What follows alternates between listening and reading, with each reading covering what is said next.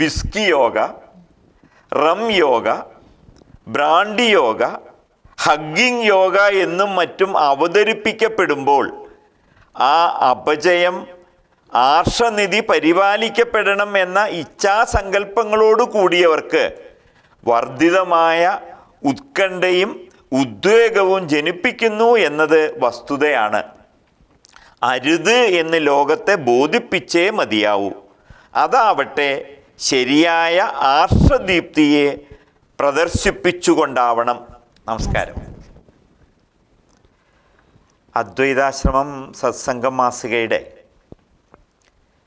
June ലക്കം മുഖപ്രസംഗം നമ്മളൊന്ന് ചർച്ച ചെയ്യാണ്.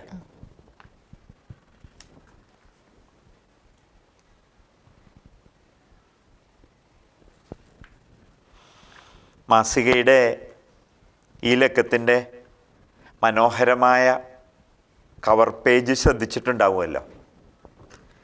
പാരിസ്ഥിതിക ദിന ചിന്തകൾ എന്ന പേരിൽ വളരെ ഹൃദ്യമായ ഒരു ലേഖനം സ്വാമിജി ഈ മാസം ഇതിലെഴുതിയിട്ടുണ്ട്. അത് ഓരോരുത്തരും വായിച്ചിരിക്കേണ്ടതാണ്. അതിലേക്ക് നമ്മൾ കടക്കുന്നില്ല. ഈ മാസം മറ്റൊരു പ്രധാന ദിവസം കൂടിയുണ്ട്. അത് അന്താരാഷ്ട്ര യോഗ ദിനമാണ്.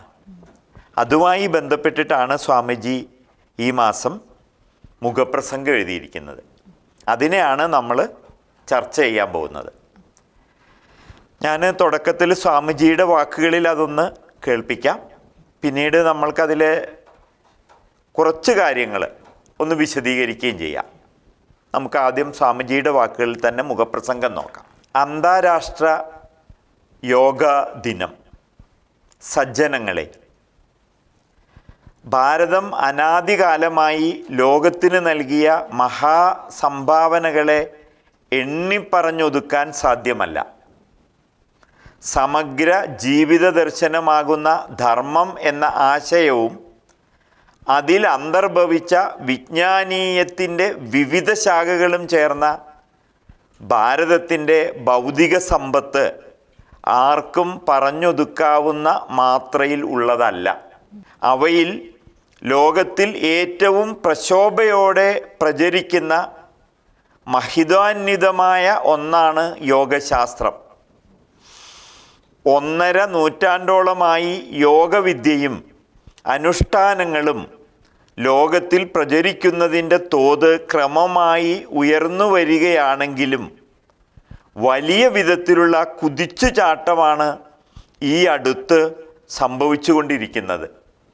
വിശേഷിച്ചും ജൂൺ 21 ഐക്യരാഷ്ട്രസഭയാൽ അന്താരാഷ്ട്ര യോഗ ദിനമായി പ്രഖ്യാപിക്കപ്പെട്ട ശേഷം പഴയകാലം മുതലേ ഭാരതത്തിൻ്റെ യോഗശാസ്ത്രം ലോകത്തിൽ പ്രചരിതമാണ്. എങ്കിലും വിവേകാനന്ദ സ്വാമിജിയുടെയൊക്കെ കാലം തൊട്ട് അതിന് കൂടുതൽ പ്രചാരം വന്നു. എന്നാൽ നമ്മുടെ ഇപ്പോഴത്തെ പ്രധാനമന്ത്രി അദ്ദേഹത്തിൻ്റെ പരിശ്രമ ഫലമായിട്ട് ഐക്യരാഷ്ട്രസഭ ജൂൺ 21 അന്താരാഷ്ട്ര യോഗ ദിനമായിട്ട് പ്രഖ്യാപിച്ചത് മുതൽ ലോകത്ത് ഇതിൻ്റെ പ്രചാരത്തിലൊരു കുതിച്ചു ചാട്ടമാണ് ഉണ്ടായിരിക്കുന്നത് എന്ന് പറഞ്ഞാണ് സ്വാമിജി ഈ ലക്കം മുഖപ്രസംഗം ആരംഭിച്ചിരിക്കുന്നത്. യോഗം എന്ന് പറഞ്ഞാൽ എന്താണ് ഇവിടെ ഉദ്ദേശിക്കുന്നത്? സ്വാമിജി അത് വിശദീകരിക്കുന്നുണ്ട്. ഞാനത് സ്വാമിജിയുടെ വാക്കുകളിൽ വായിച്ച് കേൾപ്പിക്കാം. യോഗം സമബുദ്ധിയാണ്. സമബുദ്ധിയിൽ നിന്നുണ്ടാവുന്ന കർമ്മ കുശലതയാണ്. ചിത്തവൃത്തി നിരോധവും അതിനുള്ള സാധനാ പദ്ധതിയുമാണ്. ദുഃഖങ്ങളുമായി ചേരുന്നതിൽ നിന്നുള്ള ശാശ്വതമായ വിയോഗമാണ് യോഗം. ശരീരേന്ദ്രിയ മനസ്സുകളുടെ നിയന്ത്രണത്തിനായുള്ള സകല സാധനകളും യോഗം തന്നെ. പരമമായ സ്വാതന്ത്ര്യവും സമ്പൂർണ്ണ ദുഃഖനിവൃത്തിയുമായ മോക്ഷത്തിലേക്ക് ഉയരുന്നതിനുള്ള സാധനാക്രമങ്ങളൊക്കെയും യോഗമാണ്. സത്യാന്വേഷകൻ്റെ അന്വേഷണ പരിസമാപ്തിയിൽ അന്വേഷകനും അന്വേഷ്യവും ഒന്നായിത്തീരുന്ന കൂടിച്ചേരലാണ് യോഗം. ആ യോഗത്തിൻ്റെ സാക്ഷാത്കാരമാകുന്ന സമാധിയും യോഗം തന്നെ. ഇനി സമാഹിത സ്ഥിതിയെ നേടാനുള്ള സാധനാഭ്യാസങ്ങളെ മുഴുവനും യോഗം എന്ന് പറയാം. ഇങ്ങനെ അനേക തലങ്ങളിൽ അനേക അർത്ഥങ്ങളിൽ ശാസ്ത്രീയമായ യോഗശബ്ദം നിരൂപണം ചെയ്യാം. കാര്യമായിട്ടൊന്നും മനസ്സിലായിട്ടുണ്ടാവില്ല എന്ന് കരുതാം. ആചാര്യന്മാരുടെ കാൽക്കലിരുന്ന് ശാസ്ത്രം പഠിച്ചവർക്ക് ഇവിടെ ഉപയോഗിച്ച വാക്കുകളും എല്ലാം മനസ്സിലാവും. ആ ഒരു തലത്തിലെ ഈ പറഞ്ഞതിനെ കൃത്യമായിട്ട് മനസ്സിലാകും. പക്ഷേ നമ്മൾ തുടർന്ന് പോരുന്ന സമയത്ത് ഈ പറഞ്ഞത് എന്താണെന്ന് മനസ്സിലാകും. യോഗം എന്താണെന്നുള്ള ചോദ്യത്തിന് കൃത്യമായ ഉത്തരം പറഞ്ഞു. പക്ഷേ ഇതിൻ്റെ ഒരു വിശദീകരണം നമുക്ക് ആവശ്യമായിട്ട് വരും. തുടർന്ന് ആ വിശദീകരണം വരുന്നുണ്ട്. ആ സമയത്ത് ഈ പറഞ്ഞതെല്ലാം മനസ്സിലാകും. ഇതെല്ലാമാണ് യോഗം. ഇതിനെയെല്ലാം യോഗം എന്ന് വിളിക്കുന്നുണ്ട്. നമുക്കതിൻ്റെ വിശദീകരണം പുറകെ വരും. ഈ ഒരു സാമാന്യ ജനങ്ങൾക്ക് യോഗയുടെ ആവശ്യം എന്താണ്? അത് ലോകം മനസ്സിലാക്കുന്നുണ്ടോ? നല്ലൊരു ചോദ്യമാണ്. അതിൻ്റെ ഉത്തരം സ്വാമിജിയുടെ വാക്കുകളിൽ തന്നെ തുടങ്ങാം.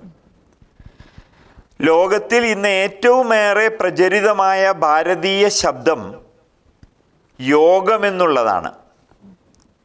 ഭാരതം ലോകത്തിന് നൽകിയിട്ടുള്ള ശബ്ദങ്ങളിൽ ഏറ്റവും പ്രധാനപ്പെട്ടത് ഏതെന്നുള്ള ചോദ്യത്തിന് നമ്മുടെ ആചാര്യന്മാർ പറഞ്ഞിരിക്കുന്ന ഉത്തരം ധർമ്മം എന്നാണ്. പക്ഷേ ലോകത്ത് ഭാരതവുമായി ബന്ധപ്പെട്ട ഏറ്റവും പ്രധാനപ്പെട്ട ഒരു ശബ്ദം പറഞ്ഞാൽ ആളുകൾ പറയുക യോഗം എന്നായിരിക്കും. അതായത് അവർ യോഗ എന്ന് വിളിക്കുന്ന യോഗയ്ക്ക് ലോകത്തുള്ള പ്രാധാന്യമാണ് അതിൻ്റെ കാരണം. അത് പറഞ്ഞു വരുമ്പോഴും പല ഭാഷക്കാരും ഉച്ചരിക്കുമ്പോഴും യോഗ യോഗ എന്നൊക്കെ ആവുമെങ്കിലും അതിലെല്ലാം ലക്ഷീകരിക്കപ്പെടുന്നത് യോഗം തന്നെ. ജീവിതശൈലീ രോഗങ്ങളാൽ പൊറുതിമുട്ടുന്ന സമൂഹത്തിന്, ഭൗമാന്തരീക്ഷ പ്രദൂഷണങ്ങളാൽ ഉഴറുന്ന ലോകത്തിന്, തിരക്കേറിയ ജീവിതക്രമത്തിൻ്റെ ബാക്കിപത്രമാകുന്ന സംഘർഷങ്ങളാൽ സാമ്യം അകലുന്ന വ്യക്തികൾക്ക് എല്ലാം സമാശ്രയിക്കാനുള്ള അമൃതമായി ഇന്ന് യോഗം ആഗോളതലത്തിൽ അംഗീകരിക്കപ്പെട്ട് കഴിഞ്ഞിരിക്കുന്നു. ഇത്രയ്ക്കേറെ സ്വീകൃതവും അധൃതവുമാകയാൽ യോഗവിദ്യയുടെ ജനയിതൃത്വം തട്ടിയെടുക്കാനുള്ള പരിശ്രമങ്ങളും പലരും പലവിധം ചെയ്യുന്നുവെന്നതും ശ്രദ്ധേയമത്രേ. സാധാരണ ജനങ്ങൾക്ക് യോഗ ആവശ്യമുണ്ടോ എന്ന ചോദ്യത്തിനുള്ള ഉത്തരം വളരെ കൃത്യമായിട്ട് ഇതിൽ പറഞ്ഞിരിക്കുന്നു. ജീവിതശൈലി രോഗങ്ങൾ കൊണ്ട് പൊറുതിമുട്ടുന്ന ആളുകൾക്ക് യോഗയെ അല്ലെങ്കിൽ യോഗത്തെ ആളുകൾ പ്രചരിപ്പിക്കുന്നത് അസുഖം മാറാൻ വേണ്ടിയിട്ട് എന്നുള്ളതാണ്. ആ നിലയിൽ ആളുകൾ അതിനെ ഉപയോഗപ്പെടുന്നു. ഭൗമ അന്തരീക്ഷം മുഴുവൻ ആകെ പ്രശ്നമാണ്, ഇതിനൊരു പരിഹാരമാണ് യോഗം എന്ന് പറയുന്നു. ആ ഒരർത്ഥത്തിൽ സാധാരണക്കാർക്ക് ഇത് ആവശ്യമാണ്. ജീവിതത്തിൽ ആകെ തിരക്കാണ്, അതിൻ്റെ ടെൻഷനും പ്രശ്നങ്ങളുമാണ്. അതുകൊണ്ടുണ്ടാകുന്ന മാനസിക സമ്മർദ്ദത്തിൽ യോഗം അവർക്കൊക്കെ വളരെ ഗുണം ചെയ്യുമെന്ന് അവർ പറയുന്നു. ലോകം അപ്രകാരം അതിനെ ഉപയോഗിക്കുന്നു. ഇങ്ങനെ യോഗം അഥവാ യോഗ സാധാരണക്കാർക്ക് വളരെ അത്യാവശ്യമുള്ള ഒന്നായി തീർന്നിരിക്കുന്ന ഒരു കാലത്താണ് നമ്മൾ ജീവിച്ചിരിക്കുന്നത്. ഇതിൻ്റെ ഈ പ്രാധാന്യം കൊണ്ട് ഭാരതീയമായ ഈ യോഗശാസ്ത്രത്തെ തങ്ങളുടേതാക്കാൻ വേണ്ടി വിദേശ ശക്തികൾ പലരും ശ്രമിക്കുന്നു എന്ന കാര്യവും സ്വാമിജി ഇവിടെ സൂചിപ്പിച്ചിരിക്കുന്നു. അപ്പോൾ യോഗ സാധാരണക്കാരനെ സംബന്ധിച്ച് അത്യന്താപേക്ഷിതമായ ഒന്നായി തീർന്നിരിക്കുന്ന ഒരു കാലത്താണ് നാം ജീവിക്കുന്നത്. യോഗം വിശ്വവ്യാപിയാകുമ്പോൾ സംഭവിക്കുന്ന അപഭ്രംശം എന്താണ് ഇവിടെ?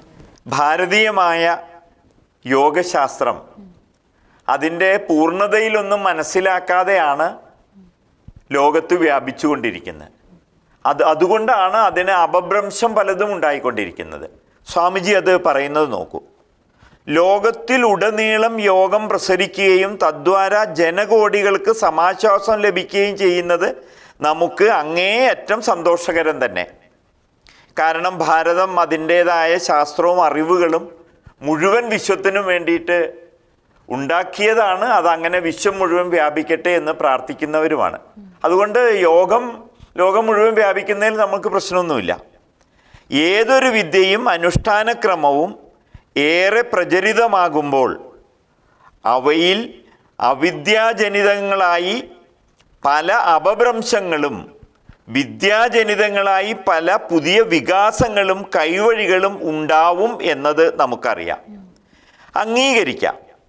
എന്നാൽ പരമമായ നിശ്രേയസത്തിലേക്ക് നയിക്കേണ്ടുന്ന ഒരു ശാസ്ത്രീയ ക്രമം whisky yoga, rum yoga, brandy yoga, hugging yoga എന്നും മറ്റും അവതരിപ്പിക്കപ്പെടുമ്പോൾ ആ അപജയം ആർഷനിധി പരിപാലിക്കപ്പെടണം എന്ന ഇച്ഛാസങ്കല്പങ്ങളോട് കൂടിയവർക്ക് വർദ്ധിതമായ ഉത്കണ്ഠയും ഉദ്വേഗവും ജനിപ്പിക്കുന്നു എന്നത് വസ്തുതയാണ്. അരുത് എന്ന് ലോകത്തെ ബോധിപ്പിച്ചേ മതിയാവൂ. അതാവട്ടെ ശരിയായ ആർഷദീപ്തിയെ പ്രദർശിപ്പിച്ചുകൊണ്ടാവണം. യോഗം വിശാലമായിട്ട് പ്രചരിപ്പിക്കപ്പെടുമ്പോൾ അതിൽ പുതുതായിട്ട് പല ചേർക്കലുകൾ വന്നേക്കാം, അതിൽ പലതും നമുക്ക് ചേർക്കേണ്ടി വന്നേക്കാം, അതെല്ലാം സമ്മതിക്കുന്നുണ്ട്. പക്ഷേ അതിനെ ആഭാസകരമായ രീതിയിൽ അവതരിപ്പിക്കുന്ന ഒരു രീതി ലോകത്തു നിന്നുണ്ടായിരിക്കുന്നു. അതിനോട് അരുത് എന്ന് പറഞ്ഞേ തീരൂ എന്നാണ് സ്വാമിജി ഇവിടെ പറയുന്നത്. അപഭ്രംശങ്ങൾ നേരത്തെ പറഞ്ഞ തരത്തിലാണ്, അതിലുപരി പലതും നടക്കുന്നുമുണ്ട്. ഈ ഒരു യോഗവും വേദവും തമ്മിലുള്ള വ്യത്യാസം എന്താണ്? സ്വാമിജിയുടെ വാക്കുകളിൽ നമുക്ക് തുടങ്ങാം. നോക്കൂ, ഈ വളരെ ശ്രദ്ധിക്കണം ഇനി പറയാൻ പോകുന്ന ഒരു വാചകം. ഉള്ളടങ്ങി ഉള്ളൊലി ഉണർന്ന് ഉള്ളിലൊളിയുമായി ഉജ്ജ്വലിച്ച ഋഷീശ്വരർ യോഗസ്ഥിതരായാണ് വേദം പകർന്നു തന്നത്. അതുകൊണ്ട് തന്നെ യോഗം വൈദികവും വേദം യൗകികവുമാണ്. വേദാംഗോപവേദ സഹിതമായ വേദം മുഴുവനും ഇതിഹാസ പുരാണാദി വൈദിക ഗ്രന്ഥങ്ങളും മന്ത്രശാസ്ത്രങ്ങളുമെല്ലാം യോഗാനുഭൂതിയിലൂടെ ഉയർന്നവരുടെ വെളിപ്പെടുത്തലുകളാണ്. സ്വാഭാവികമായും ഇവയിലെല്ലാം യോഗം നിഹിതവുമാണ്. എങ്കിലും ഋഷീശ്വരൻ നമുക്ക് യോഗവിദ്യയെയും യോഗാനുഷ്ഠാന പ്രകാരങ്ങളെയും പ്രത്യേകമായി വേർതിരിച്ച് ഉപദേശിച്ചു തന്ന് അനുഗ്രഹിച്ചു. അവയിലൂടെയാണ് യോഗശാസ്ത്രത്തെയും അനുഷ്ഠാനങ്ങളെയും നാം അടിസ്ഥാനപരമായി ഗ്രഹിക്കേണ്ടത്. സനാതനധർമ്മത്തിൻ്റെ ആദിമഗ്രന്ഥം അടിസ്ഥാന ശാസ്ത്രം ഏതാണെന്ന് ചോദിച്ചു കഴിഞ്ഞാൽ വേദം എന്നാണ് ഉത്തരം. പക്ഷേ ഈ വേദങ്ങൾ പോലും ഉണ്ടായിരിക്കുന്നത് യോഗിമാര് യോഗാനുഷ്ഠാനത്തിൻ്റെ പാരമ്യത്തിൽ അവരുടെ വ്യക്തിബോധമൊക്കെ നശിച്ച് അവരാ സമഷ്ടി ബോധത്തിലിരിക്കുന്ന ആ ഉന്നതമായ അവസ്ഥയിലാണ്. അതായത് യോഗിമാരാണ് വേദം കണ്ടെത്തിയിരിക്കുന്നത്. അപ്പോൾ വേദം കണ്ടെത്തുന്നതിന് കാരണമായിട്ടുള്ളത് യോഗ അനുഷ്ഠാനമാണ്. അതേപോലെ യോഗം വൈദികവുമാണ്. ഈ യോഗത്തെക്കുറിച്ച് വേദങ്ങൾ നമുക്ക് പറഞ്ഞു തരുന്നു. വേദങ്ങൾക്ക് ശേഷം വേദാന്തം തുടങ്ങിയ കാര്യങ്ങൾ നമ്മൾ പഠിക്കും. അതോടൊപ്പം നമ്മുടെ ദർശനങ്ങൾ പഠിക്കും. ഈ ദർശനങ്ങളിൽ ഒന്നായിട്ട് യോഗത്തെ നമുക്ക് വേറെ തന്നിരിക്കുന്നു. അതുകൊണ്ട് വേദത്തെ നമ്മൾക്ക് യൗകികമെന്ന് വിളിക്കുന്നത് പോലെ യോഗത്തെ നമുക്ക് വൈദികമെന്നും വിളിക്കാം. പ്രത്യേകമായി തന്നിരിക്കുന്നു. അതാണ് യോഗവും വേദവും തമ്മിലുള്ള ബന്ധം. വേദം ഉണ്ടായത് തന്നെ യോഗനിഷ്ഠയിലിരുന്ന യോഗിമാരിലൂടെയാണ്. അതേപോലെ നമ്മുടെ ഇതിഹാസ പുരാണാദികളും മറ്റ് ശാസ്ത്രങ്ങളും എല്ലാം ഇവർക്ക് തരാൻ കഴിഞ്ഞത്, അവർക്കത് ലഭിച്ചത് അവര് ആ ഒരു യോഗനിഷ്ഠയുടെ ഉത്തുംഗ ശൃംഗത്തിൽ ഇരുന്നപ്പോഴാണ്. അപ്പം ഇത് രണ്ടും പരസ്പര ബന്ധമാണ്. ഇതിനെ നമ്മൾ പിന്നീട് നമുക്കൊന്ന് വിശദീകരിക്കുകയും ചെയ്യാം. അപ്പോൾ വേദവും യോഗവും തമ്മിലുണ്ട്. വേദം യോഗശാസ്ത്രം പിന്നീടാണ് വന്നതെങ്കിലും ഈ യോഗശാസ്ത്രത്തിൽ പറയുന്ന അനുഷ്ഠാനങ്ങളിലൂടെ അത്രയും ഉന്നതമായ അവസ്ഥയിൽ ഇവർ ഇരുന്നപ്പോഴാണ് യോഗിമാരാണ് ഇതെല്ലാം നമുക്ക് തന്നിരിക്കുന്നത്. ഇതാണ് ഇത് രണ്ടും തമ്മിലുള്ള ബന്ധമായിട്ട് സ്വാമിജി പറയുന്നത്.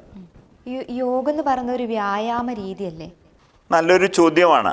അങ്ങനെയാണ് ഇന്ന് ലോകം അതിനെ മനസ്സിലാക്കിയിരിക്കുന്നത്. ഞാൻ സ്വാമിജിയുടെ ചില വാചകങ്ങൾ വായിച്ചതിന് ശേഷം അതിനെക്കുറിച്ച് പറയാം. മനുഷ്യൻ്റെ ആദിമ ജിജ്ഞാസയ്ക്കുള്ള മൂലങ്ങളായ ജഗത്, ജീവൻ, ഈശ്വരൻ എന്നിവയുടെ പാരമാർത്ഥിക ഭാവത്തെ നിരൂപണം ചെയ്തു കണ്ടെത്താനും മാനവ ജീവിത ലക്ഷ്യമാർഗങ്ങളെ നിർണയിക്കാനുമാണ് ദർശനങ്ങളെല്ലാം ഉണ്ടായത്. യോഗ നമ്മുടെ ഷഡ് ദർശനങ്ങളിൽ ഒന്നാണ്. മനുഷ്യന് ആദ്യകാലം തൊട്ട് തന്നെ ജിജ്ഞാസ ഉണ്ടായിട്ട് എന്താണ് ഈ ജഗത്ത്, എന്താണ് ജീവൻ തുടങ്ങിയവ.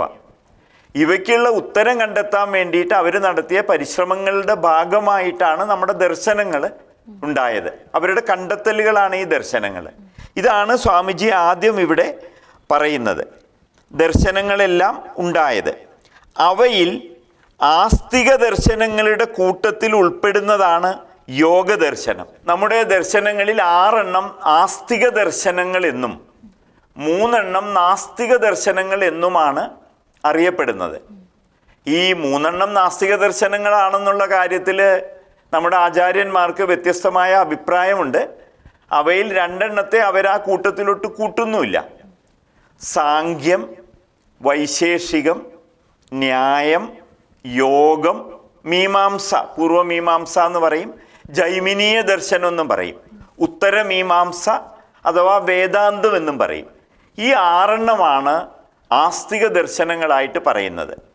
ബൗദ്ധം, ജൈനം, ചാർവാകം എന്നീ 3 നാസ്തിക ദർശനങ്ങൾ എന്ന് പറയുന്നത്. ഇവയിൽ ആദ്യം പറഞ്ഞ ആസ്തിക ദർശനങ്ങളിലാണ് യോഗത്തിൻ്റെ സ്ഥാനം. പതഞ്ജലി മഹർഷിയാണ് ഈ ദർശനം അവതരിപ്പിച്ചിരിക്കുന്നത്, ഇത് കണ്ടെത്തിയിരിക്കുന്നത് എന്ന കാര്യം കൂടി നാം ഓർക്കണം. ഇനി തുടർന്ന് പറയുന്നത് നോക്കൂ. പതഞ്ജലി മഹർഷി ചിത്തവൃത്തി നിരോധമെന്നാണ് യോഗത്തെ നിർവചിച്ചിട്ടുള്ളത്. ഇവിടെ വ്യായാമമാണോ എന്നാണല്ലോ ചോദ്യം. അതിനുള്ള ഉത്തരങ്ങളാണ് വന്നുകൊണ്ടിരിക്കുന്നത്. ഈ പതഞ്ജലി മഹർഷി എന്താണ് യോഗം എന്ന് പറയുന്നു? അദ്ദേഹം പറയുന്നു ചിത്തവൃത്തി നിരോധം. ആ യോഗസ്ഥിതി ദ്രഷ്ടാവിൻ്റെ സ്വരൂപത്തിലുള്ള ഉറച്ച നിലയാണെന്നും എടുത്തു കാണിക്കപ്പെട്ടു. ചിത്തവൃത്തി നിരോധം എന്താണെന്ന് വ്യക്തമാക്കുകയാണ് സ്വാമിജി ഇവിടെ. അതിലേക്കുള്ള വിവിധ ഘട്ടങ്ങളായുള്ള സാധനാക്രമങ്ങളെ പറയുന്ന കൂട്ടത്തിൽ യമം, നിയമം, ആസനം, പ്രാണായാമം, പ്രത്യാഹാരം, ധാരണ, ധ്യാനം, സമാധി എന്നീ അഷ്ടാംഗങ്ങളെ എടുത്തുപദേശിക്കുകയും ചെയ്തു.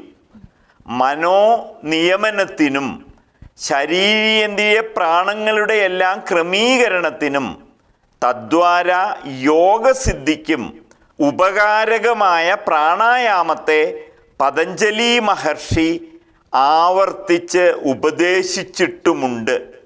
അതിനു മുമ്പായി ആസനസിദ്ധി അനിവാര്യമാണ്. ആസനത്തെ സ്ഥൈര്യവും സൗഖ്യവുമുള്ള ഇരിപ്പായേ പതഞ്ജലി മഹർഷി പറഞ്ഞിട്ടുള്ളൂ. എന്നാൽ മറ്റു പല ആചാര്യശ്രേഷ്ഠരും പലതരത്തിലുള്ള ആസനമുറകളെയും പ്രാണായാമക്രമങ്ങളെയും ഹഠയോഗം, രാജയോഗം എന്നൊക്കെ പ്രസിദ്ധങ്ങളായ ശാസ്ത്രങ്ങളിലൂടെ വിപുലീകരിച്ച് ഉപദേശിച്ചു. അവയെല്ലാം ഗുരു ശിഷ്യ പരമ്പരാക്രമത്തിൽ വന്നപ്പോൾ ഒട്ടേറെ വികസിതമായി. വ്യായാമമാണോ എന്നുള്ള ചോദ്യത്തിന് പതഞ്ജലി മഹർഷി തന്നെ ചിത്തവൃത്തി നിരോധമാണ് എന്ന് പറയുന്നുണ്ട്. പതഞ്ജലി മഹർഷി അവതരിപ്പിക്കുന്നത് നമ്മൾ ഇന്ന് കരുതുന്ന കുറച്ച് ആസനങ്ങളല്ല. അദ്ദേഹം അഷ്ടാംഗയോഗമാണ്, 8 അംഗമുള്ള യോഗം ആയിട്ടാണ് ദർശനത്തെ അവതരിപ്പിക്കുന്നത്. യമം, നിയമം, ആസനം, പ്രാണായാമം, പിന്നെയാണ് പ്രത്യാഹാരം, ധാരണ, ധ്യാനം, സമാധി. അപ്പൊ ശ്രദ്ധിക്കൂ, യമോ നിയമോ ആദ്യം ഉന്നതമായ ചിത്തവൃത്തി നിരോധമാകുന്ന ലക്ഷ്യത്തിന് വേണ്ടി പ്രയോഗിക്കുമ്പോൾ ആദ്യം ശരീരത്തെ മനസ്സിനെയൊക്കെ ഒന്ന് പാകപ്പെടുത്തണം. അതിനുശേഷം നല്ല സ്ഥൈര്യമായിട്ടുള്ള സുഖമായിട്ടുള്ള ഒരു ആസനത്തിൽ ഇരിക്കണം. അതിലിരുന്നു കൊണ്ട് പ്രാണായാമം, പ്രാണനെയൊക്കെ നിയമിക്കണം, പ്രാണായാമം ചെയ്യണം. പിന്നെയാണ് അടുത്തതായിട്ട് വരുന്നത് പ്രത്യാഹാരം വരുന്നു. അതിലൂടെ ധാരണയിലേക്ക് പ്രവേശിക്കുന്നു, പിന്നെ ധ്യാനത്തിലെത്തുന്നു, പിന്നെ സമാധി. ഇക്കാലത്ത് പറയാറുണ്ട് ആദ്യം തന്നെ ധ്യാനം. അങ്ങനെയൊന്നും അത് കഴിയില്ല. അദ്ദേഹം യമവും നിയമവും പറഞ്ഞിട്ടാണ് ആസനം. ഇതിൽ ഈ പറഞ്ഞിരിക്കുന്ന ആസനങ്ങൾ മാത്രമാണ് യോഗം അഥവാ യോഗ എന്ന നിലയ്ക്ക് ഇന്ന് ലോകത്തിൽ പലരും മനസ്സിലാക്കുന്നത്.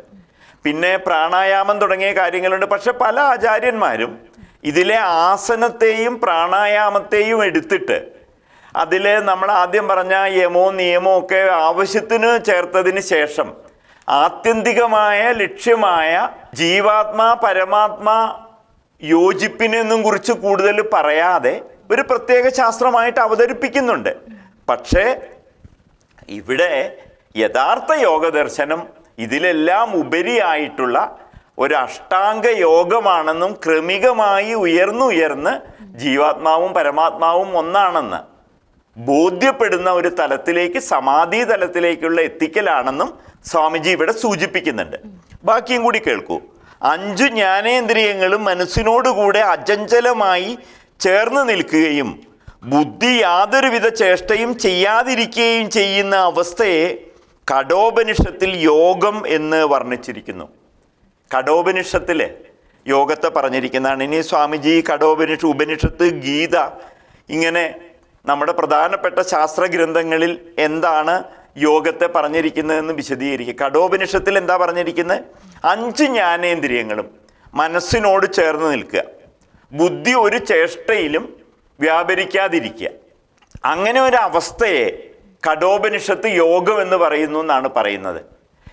ഈ ഇന്ദ്രിയ മനസ്സിൻ്റെയും ബുദ്ധിയുടെയൊക്കെ വ്യാപാരങ്ങളെ സാധാരണക്കാർക്ക് മനസ്സിലാക്കാൻ ഇത് നമ്മുടെ ശാസ്ത്രത്തിൽ ഒരു ഗഹനമായ പഠനത്തിലൂടെ മനസ്സിലാകൂ.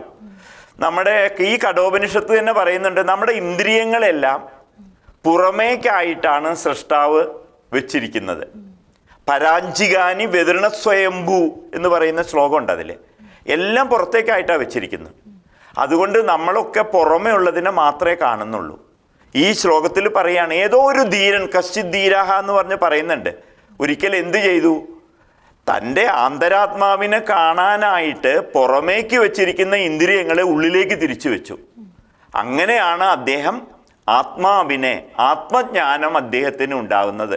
ഇവിടെ പറയുന്നത് നമ്മുടെ ജ്ഞാനേന്ദ്രിയങ്ങളുണ്ട്, കണ്ണ്, മൂക്ക്, ചെവി, ത്വക്ക്, നാക്ക് എല്ലാം. ഇതെല്ലാം പുറമേ ഉള്ളത് മാത്രമേ കാണൂ. ഉദാഹരണമായിട്ട് നമ്മളൊരു ശബ്ദം കേട്ട് കഴിഞ്ഞാൽ ഉടനെ നമ്മുടെ ചെവി അതിൻ്റെ പുറകെ പോകും, മനസ്സ് അതെന്താണെന്നുള്ള അന്വേഷണത്തിലേക്ക് പോകും, എന്നിട്ട് ബുദ്ധി അതിനെ നിർണ്ണയിക്കും. ഒരു മണം വന്നിട്ട് നമ്മുടെ മൂക്കിലൂടെ കയറുകയാണെന്ന് വെക്കുക, ഉടനെ അതെന്താണ് എന്നുള്ള ഒരു ചിന്ത നമ്മളിലേക്ക് വരും. അത് ഈ മനസ്സാണ്. മനസ്സ് ഇങ്ങനെ സങ്കല്പ വികല്പങ്ങൾ ചെയ്യും, അതാണോ ഇതാണോ എന്ന് ബുദ്ധിക്ക് കൊടുക്കും, ബുദ്ധി അതിനെ നിർണ്ണയിക്കും. പറയുന്നത് നമ്മുടെ ഈ ജ്ഞാനേന്ദ്രിയങ്ങൾ സദാ നമ്മെ എന്ത് ചെയ്യാണ്? ഇങ്ങനെ പുറമെ ഇട്ട് ഇങ്ങനെ കളിച്ചോണ്ടിരിക്കുക. ഇവിടെ പറയുന്നത് ഇതാണ്, നമ്മുടെ 5 ജ്ഞാനേന്ദ്രിയങ്ങളും മനസ്സും ഒതുങ്ങണം. അപ്പം ജ്ഞാനേന്ദ്രിയങ്ങളെ നമ്മൾ ഉള്ളിലേക്ക് പിൻവലിക്കണം. അങ്ങനെ ബുദ്ധിയും കൂടി ഒതുങ്ങുന്ന സമയത്ത് മാത്രമാണ് നമ്മളിൽ തന്നെ സ്ഥിതി ചെയ്യാൻ വേണ്ടിയിട്ട് നമുക്ക് കഴിയുന്ന നമ്മുടെ വ്യക്തിയുടെ ബോധവും ഈ പ്രപഞ്ചത്തിൻ്റെ ബോധവും ഒന്നായി നിൽക്കാൻ കഴിയുന്നത്. അത്തരത്തിലുള്ളൊരവസ്ഥയാണ് കഠോപനിഷത്ത് യോഗം എന്ന് പറയുന്നതെന്ന് സ്വാമിജി ഇവിടെ വിശദീകരിക്കുന്നു. വേദാന്തസാരമായ ഭഗവത്ഗീതയിൽ സാങ്ക്യമെന്ന് ജ്ഞാനനിഷ്ഠയെ ഉപദേശിച്ച ഭഗവാൻ ആയതിനെ പ്രാപിക്കാനുള്ള ഉപായം എന്ന നിലയിലാണ് യോഗത്തെ ഉപദേശിച്ചിട്ടുള്ളത്. ഗീതയുമായി ബന്ധപ്പെടുത്തിയിട്ട് പറയാണ്. അതേസമയം യോഗത്തെ ലക്ഷ്യതലത്തിലും മാർഗതലത്തിലും ഒരുപോലെ ഗീത വർണ്ണിച്ചിട്ടുണ്ട്. ലക്ഷ്യതലത്തിൽ നേരത്തെ പറഞ്ഞതാ, പക്ഷെ മാർഗതലത്തിലും ഗീത വർണ്ണിച്ചിട്ടുണ്ട്. സിദ്ധി അസിദ്ധികളിൽ സമഭാവനയോടൊത്തുള്ള സമത്വത്തെയും ആ സമത്വ ബുദ്ധിയുടെ ഫലമായുള്ള കർമ്മ കൗശലത്തെയും യോഗമെന്ന് നിർവചിച്ച ഗീതയിൽ ദുഃഖ സംയോഗ വിയോഗമായും യോഗം പറയപ്പെട്ടു. യോഗ കർമ്മസു കൗശലം എന്ന ഗീതാവചനത്തിൽ കുശലതയോടെ ചെയ്യുന്ന എല്ലാ കർമ്മവും യോഗമാണ്. മാർഗതലത്തിൽ ഗീത കർമ്മ കൗശലം എന്നാണ് യോഗത്തെ വിശദീകരിക്കുന്നത്. ഈ നമ്മൾ ചെയ്യുന്ന ഓരോ കർമ്മത്തിനും കർമ്മഫലം ഉണ്ടാവും.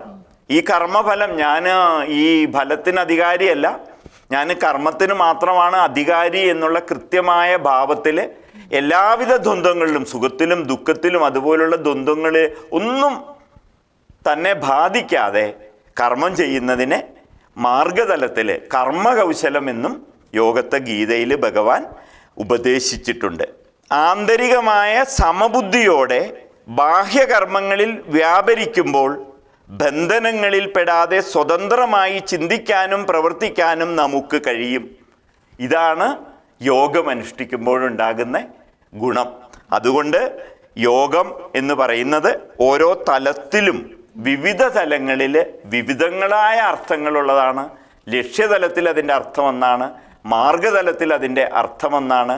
അതിന് വിവിധ ഘട്ടങ്ങളുണ്ട്.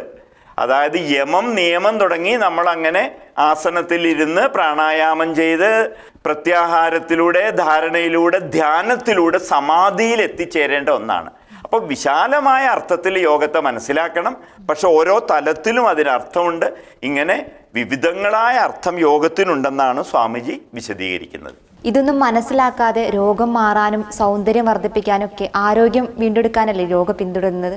തീർച്ചയായും. പൊതുവേ നമ്മുടെ നാട്ടിലെ ആളുകൾ അസുഖം മാറാൻ വേണ്ടിയിട്ട്, ആരോഗ്യം വർദ്ധിക്കാൻ വേണ്ടിയിട്ട്, സൗന്ദര്യം വർദ്ധിക്കാൻ വേണ്ടി ഇങ്ങനെയൊക്കെ പല കാര്യങ്ങൾക്കാണ് ഇത് പിന്തുടരുന്നത്. സ്വാമിജി പറയുന്നൊന്ന് കേൾക്കൂ. അഗ്നിയുടെ ഗുണധർമ്മങ്ങളായി പ്രകാശതാപങ്ങളെ നാം മനസ്സിലാക്കുന്നു. അഗ്നിയുടെ ഗുണവും ധർമ്മവുമാണ് പ്രകാശവും താപവും. അഗ്നിയെ വശീകരിച്ച് അടുപ്പിൽ അഭിവ്യക്തമാക്കുന്നത് ചൂട് ലഭിക്കുന്നതിനാണ്. അടുപ്പിൽ നമ്മൾ അഗ്നിയെ ചൂട് ലഭിക്കുന്നതിന് വേണ്ടിയാണല്ലോ നമ്മൾ ഉപയോഗിക്കുക. അതേ അഗ്നിയെ വിളക്കിൽ നാം വെളിച്ചത്തിനാണ് ആശ്രയിക്കുന്നത്. വിളക്കിൽ എന്തിനാണ് അഗ്നി? ചൂടിന് വേണ്ടിയിട്ടല്ല, വെളിച്ചത്തിന് വേണ്ടിയിട്ടാണ് നമ്മൾ അഗ്നിയെ അവിടെ ആശ്രയിക്കുന്നത്. എന്നാൽ അടുപ്പിന് ചുറ്റും വെളിച്ചവും വിളക്കിനു ചുറ്റും ചൂടും സ്വാഭാവികമായി തന്നെ പ്രസരിക്കുമല്ലോ. നമ്മൾ അടുപ്പിൽ ചൂടിന് വേണ്ടിയാണെങ്കിലും പ്രകാശം ഉണ്ടാവും അടുപ്പിൽ നിന്ന്. വിളക്കിൽ വെളിച്ചത്തിന് വേണ്ടിയാണ്, പക്ഷേ അതിന് ചുറ്റും ചൂടുണ്ടാകും. ഇക്കാര്യമാണ് സ്വാമിജി പറയുന്നത്. ഇവിടെ അടുപ്പിൽ ചൂട് മുഖ്യ പ്രയോജനമായിരിക്കെ തന്നെ വെളിച്ചം അവാന്തര പ്രയോജനമാണ്. അടുപ്പിൽ മുഖ്യ പ്രയോജനം എന്താണ്? ചൂടാണ്. പക്ഷേ അവാന്തരമായിട്ട് എന്തുണ്ടാകുന്നു? വെളിച്ചവും കൂടി നമുക്ക് ഉണ്ടാകുന്നു. ഇതുപോലെ വിളക്കിൽ വെളിച്ചം മുഖ്യവും ചൂട് അവാന്തരവുമാണ്. ഇതുപോലെ യോഗം ചിത്തവൃത്തി നിരോധവും തത്വവിജ്ഞാനകരവുമാണെങ്കിലും ശരീരേന്ദ്രിയ മനോബുദ്ധികളുടെ സമഗ്രമായ ആരോഗ്യം എന്ന അവാന്തര പ്രയോജനത്തെ ചെയ്യുന്നതുമാണ്. നമ്മൾ ചെയ്യുന്നത് എന്തിനു വേണ്ടിയിട്ടാണ്? ചിത്തവൃത്തി നിരോധനത്തിന് വേണ്ടിയായിരിക്കാം, അല്ലെങ്കിൽ ആത്യന്തിക ലക്ഷ്യമായ സമാധിക്ക് വേണ്ടിയായിരിക്കാം. പക്ഷെ യോഗം ചെയ്യുമ്പോൾ ഇതിലൊന്നും നമ്മൾ ഉദ്ദേശിക്കാതെ സബ് പ്രൊഡക്റ്റ് എന്ന നിലയിൽ എന്തുണ്ടാവും? ഒന്നാം തരമായിട്ടൊരു സംശയവും വേണ്ട, അവർക്ക് നല്ല മാനസികാരോഗ്യം ഉണ്ടാവും, ശാരീരികമായിട്ടുള്ള ആരോഗ്യം ഉണ്ടാവും. ഇത് രണ്ടും ഉണ്ടാവുമ്പോൾ സൗന്ദര്യവർദ്ധനവിന് അത് ഉപകാരപ്പെടും. പക്ഷേ യോഗയുടെ ലക്ഷ്യം ഇതൊന്നുമല്ല. ഈ ലക്ഷ്യത്തിലേക്ക് പോകുമ്പോൾ വിളക്കിൽ നിന്ന് ചൂടുണ്ടാകുന്നത് പോലെ, അടുപ്പിൽ നിന്ന് പ്രകാശമുണ്ടാകുന്നത് പോലെ ആത്യന്തികമായ ലക്ഷ്യത്തിനു വേണ്ടി യോഗം നമ്മൾ അനുഷ്ഠിക്കുമ്പോൾ നമ്മൾക്ക് അവാന്തരമായിട്ട് ഒരുപാട് പ്രയോജനങ്ങൾ നമുക്ക് ഉണ്ടാകും എന്ന കാര്യത്തിൽ ഒരു സംശയവുമില്ലെന്ന് സ്വാമിജി ഇവിടെ കൃത്യമായിട്ട് പറഞ്ഞിരിക്കുന്നു. ചെറിയൊരു വിഭാഗം പേരെങ്കിലും ആ മഹാശാസ്ത്ര സാധനങ്ങളുടെ അകത്തളങ്ങളിലേക്ക് ആകൃഷ്ടമാവും എന്നതിൽ സന്ദേഹമില്ല. ലോകം ഇപ്പോൾ ഈ കാര്യങ്ങൾക്ക് വേണ്ടി അസുഖം മാറാനും സൗന്ദര്യം കൂടാനുമാണ് ഇത് ചെയ്യുന്നതെങ്കിലും ഇത് പഠിക്കുന്ന കുറച്ചാളുകളെങ്കിലും എന്താണ് യഥാർത്ഥ യോഗ ദർശനമെന്ന് മനസ്സിലാക്കുമെന്ന കാര്യത്തിൽ സംശയമില്ലെന്നാണ് സ്വാമിജി പറയുന്നത്. അങ്ങനെ പ്രവേശിക്കുന്നവർ ഭാരതമെന്ന ലോക ഗുരുവിൻ്റെ വിനീത ശിഷ്യരാവുകയും ചെയ്യും.